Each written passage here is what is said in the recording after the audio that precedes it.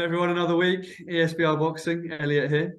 We've got a treat for you today. We've got three fights coming up. We're in the US, we're in London, and I'm joined, as always, not by Machine Gun Kelly, but by AJ superfan Paul Kelly. It's going to become apparent today as we're going to take us through some of these fights. Paul, I'm going to come to you in a second, obviously, and ask how you are, which you will be hopefully as kind and gracious to tell us. But obviously, let the cat out the bag there. We are in London this week. We are doing the AJ fight, AJ Franklin, which you are going to take us through first of all. But yeah, so how are you? And please share some of your enthusiasm for AJ with both myself and with viewers, please. Yeah, thanks, Elliot. Good to be back doing another video of I'm all good. Thanks. I'm excited. The excitement is building. I can't contain myself now. Um, you're probably surprised to see that I haven't got any AJ merch on or anything for this Oh, I'm shocked. preview I'm show. shocked. I'm shocked. The But we'll brand, we'll the see branding is in the heart as always. we'll save that for fight night. I'll be kitted out in full AJ gear, head to toe. But yeah, as you said, we may as well get into it now. We've got three fights to take you through as always, like we do every week. And there's no other place to start really than in the return of Anthony Joshua. He's back fighting at the O2 Arena in London for the first time. He hasn't fought at the O2 since December 2015, I believe, or was it even before that? Or I can't. Anyway, it's been at least 6, 7 years since he's fought at the O2, and he is of course fighting Jermaine Franklin in his first fight since Joshua lost back-to-back to Usyk. Obviously, a quick tail of the tape, even though these Joshua doesn't really need an introduction. Joshua is 24-3 now, 22 KOs, 33 years old, 6'6", 82.5 inch reach, orthodox, obviously a former two-time heavyweight champion. Jermaine Franklin's 21-1, 14 KOs, 4 years younger at 29.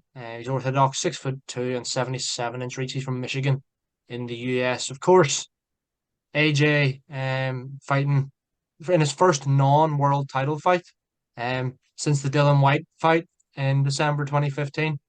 Every fight since then has been a world title fight for Joshua. Obviously, as I mentioned, first fight back at the O2 since the Dominic Brazil fight it actually was in 2016. Franklin, we know, fought Dylan White last time out, lost a majority decision. Nobody knew who he was, but he put in a good performance, credible, arguably won the fight in some people's eyes. First fight, obviously, for Derek James with Anthony Joshua, the new trainer for AJ. Elliot, I'll quickly come back to you and just ask you, really plain and simple. Well, are you excited for this fight?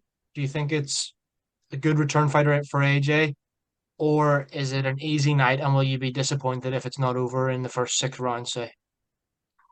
Good questions. Good questions. Thank you, Paul. Thank you for showing your enthusiasm. As you said, the branding will be in the house somewhere, definitely. Whether it's in the wash or whether it's in the wardrobe, it's definitely somewhere. I think it's a good fight for AJ. Yeah, I'm not going to lie to you. I think it's a good fight from a business perspective.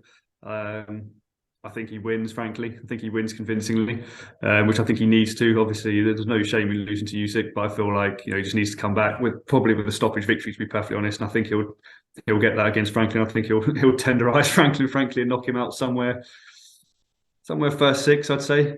I'd be very surprised if it went beyond 7, put it that way. So from that perspective, I think it's a good fight, and a lot of people have been kind of moaning about it, saying you should be fighting, someone arguably better than Franklin. I think Franklin actually did beat Dillian White. It was a very close fight. Either way, I don't think Dillian White's elite, as I've said previously before, or even sort of up the upper echelons of the heavyweight division anymore, frankly.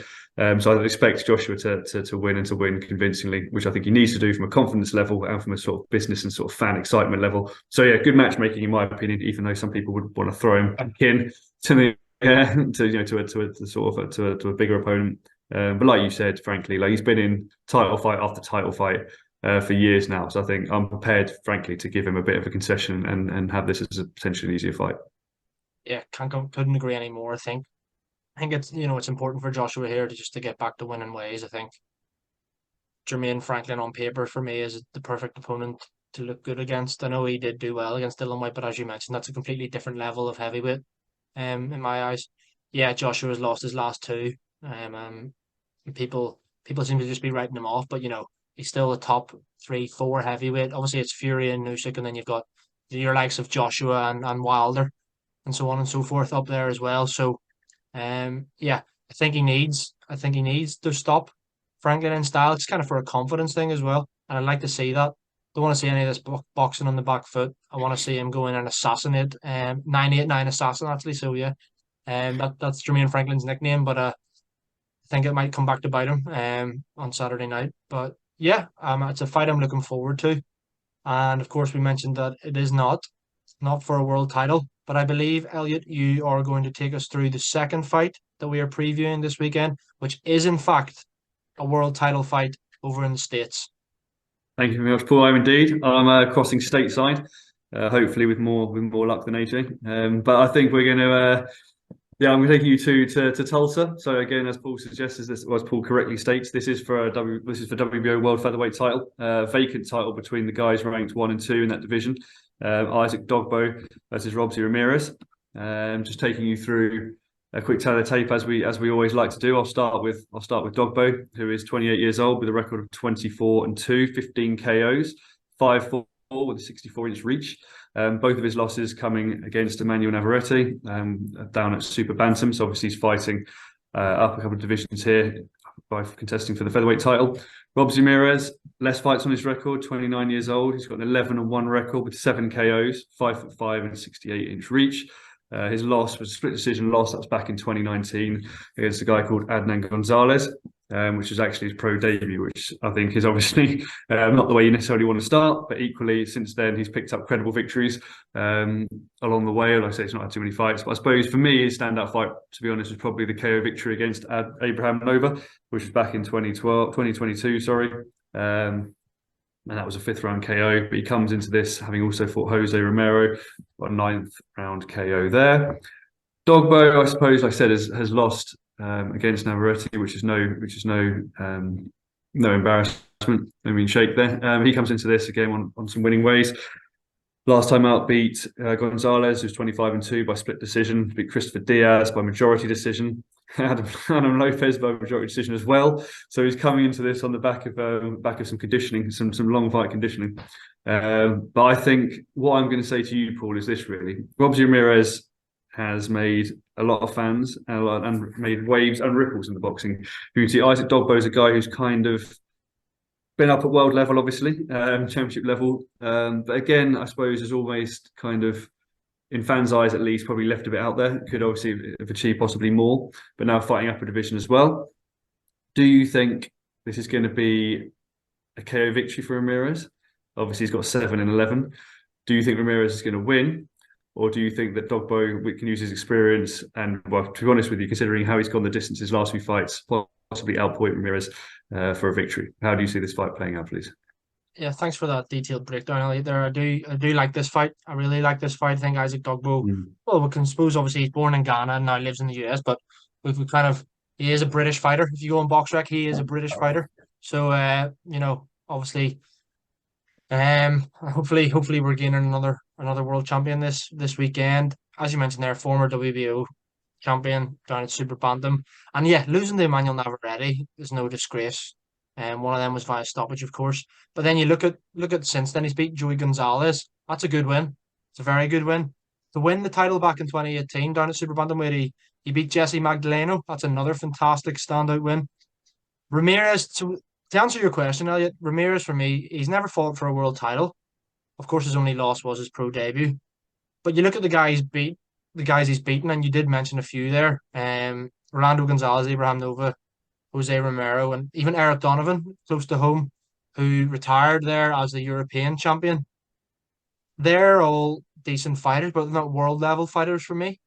Whereas Isaac Dogboe's proved that he's a world level operator, and has been for the last 5 years, really. I actually think Isaac Dogboe wins this fight. I think that he could win this fight on points. Think that Robsy Ramirez, yeah, he looks like a bigger puncher and everything, but Isaac Dogboe can dig as well. He's got 15 stoppages. It's not like he's mid to late 30s and over the hill or anything. I think this is a really competitive fight, and I'd be interested in to see the betting markets for, because I make it a 50-50. I can see why there's a lot of hype about Robsy Ramirez, but for me, I think Isaac Dogboe can win this fight. I really, really do, and I hope he can become a two-weight world champion this weekend. No, I'm not gonna criticise you for that summary. And I'd also like to thank you for pointing out some of the opponents that I'd slipped in my summary there. I think also I actually agree with you. I think Dogbo can win this fight. I think if he does, it'd be points.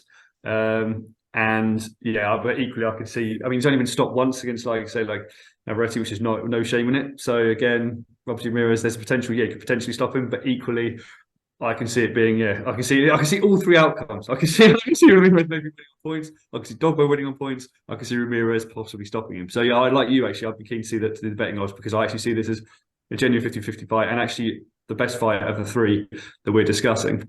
We are now going to go to our third fight, which is back on the AJ card. Some possible ageism going into this fight. Paul, I don't know what you make of it, but you're going to take us through it. And please, sir, I now pass the mic and the floor back over to you.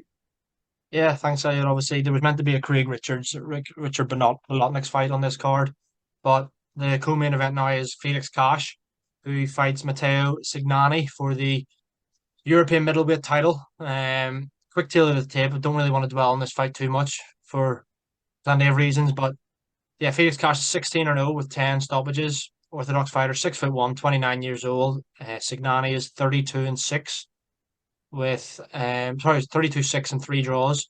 43 years old. Yes, you heard me correctly. We are not buffering. He is 43 years old. Italian fighter, 5'10", also orthodox. Signani's held this belt since 2019, barring the one defeat, which he then avenged last time out. So he's been the European champion since 2019. Good while. Cash obviously saw him stop Denzel Bentley emphatically.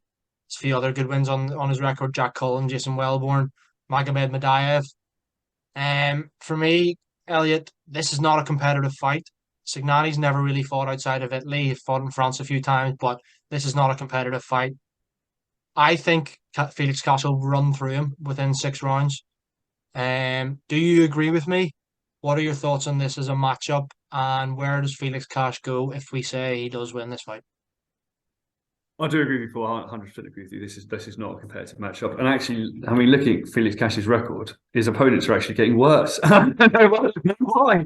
Like, since he's like you said, Bentley, he's got on there. I mean, even like, Jack Cullen's on there as well. Like, and it's just sort of going. It seems to be just going. I don't know why he's fighting this 43-year-old. Frankly, I mean, I know there's been talk of him in fights post this. Emma Williams, another name that's mentioned, wasn't he? As a possible Felix Cash opponent. Fair enough. If we get a bigger fight after this, great. I'll be up for it. But frankly, this fight does nothing for me. Frankly, I know, like you said, obviously we're supposed to have the Bolotnik's fight on there as well, which would have been obviously the one we would have focused on. Cash, yeah, KO early. I think he runs through him, frankly, as well. He should do the guys, mid-40s. Unless he's been on the sort of Brown and Miller juice. I don't see any way that he can sort of keep up or keep Felix Cash off him. So yeah, I think I totally agree with you, Paul. Stoppage early in the fight, and yeah, just get to the main event, frankly. Yeah, I completely agree. I hope, obviously, on paper, Felix Cash wins this, he gets a European title. The next step after that is world level. But yeah, there's some big fights out there for Felix Cash. I, for one, think he'll get an 11th knockout here. I think I'd be surprised if it does go past the halfway mark.